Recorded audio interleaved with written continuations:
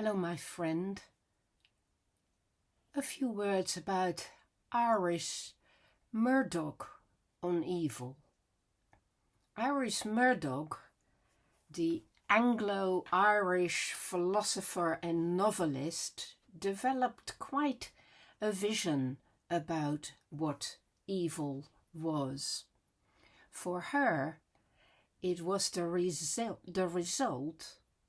of failed vision, your inability to see clearly what is going on. So it is what happens when your ego, what you use to find your way in the world, your persona if you like, becomes so bloated and self-absorbed that you lose the ability to see clearly what is going on in the world, and particularly you lose your capacity for empathy of other people.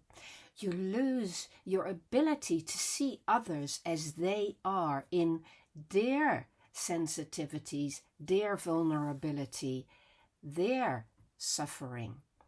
She referred to this as the fat, relentless ego, and she famously described the human self as this fat, relentless ego that constantly spins a web of self-protective illusion.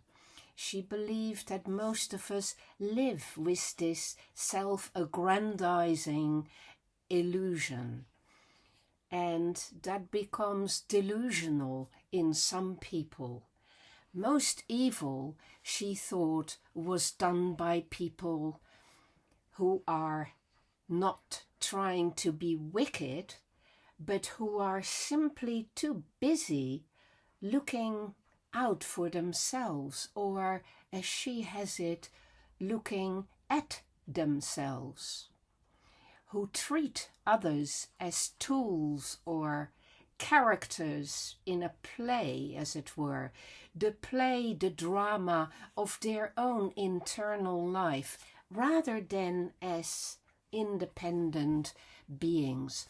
She referred to this as the miasma, the living in a fog of self-serving fantasies. Evil happens when a person refuses to step out of that fog to try and clear the air and start seeing more clearly what is the case. So she believed that to become moral, you have to learn to see correctly. You have to bring the light back. And she borrowed a concept from Simone Weil, who I will also do a piece on, which is the concept of attention, the importance of paying attention, of giving your attention to the other, which Simone Weil thought was the greatest gift anyone can ever give another, to truly see the other, to truly be aware. So for Murdoch, evil is a failure of being capable of that kind of attention, a refusal to look at the truth of a situation when that truth might be inconvenient for your own ego. She used the sun analogy taken from Plato, and it is an analogy I'm very fond of myself, as you will see in my new book, Beginning to Live. So she called herself a Christian Buddhist, or sometimes a mystical atheist. And she did not believe in a personal God, but she believed in an absolute, a transcendent good, a Platonic good.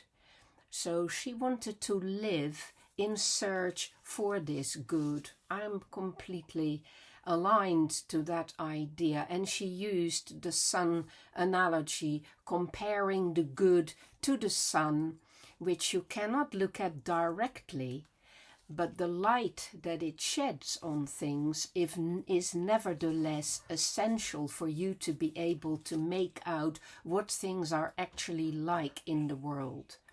And it allows you to see things clearly. But if you won't allow the light to shine in your life, then it becomes dark, and this is what we call evil. So to be evil is effectively to live in Plato's cave, where you prefer the shadows of your own prejudices and your short-sightedness and your being tied to the wall and competing with others for who knows best or who doesn't know best, to the blinding light of truth. So in her books, she has elaborated on these themes, and her villains are often people like Julius King in the book A Fairly Honourable Defeat, who manipulate others like puppets. They are not really demons or totally tragic characters, but they tend to be bored, brilliant people who see others as toys to play with. And that is obviously an interesting observation as well. So Murdoch once said, and now I quote, "The extremely difficult realization that something other than oneself is real is the beginning of virtue."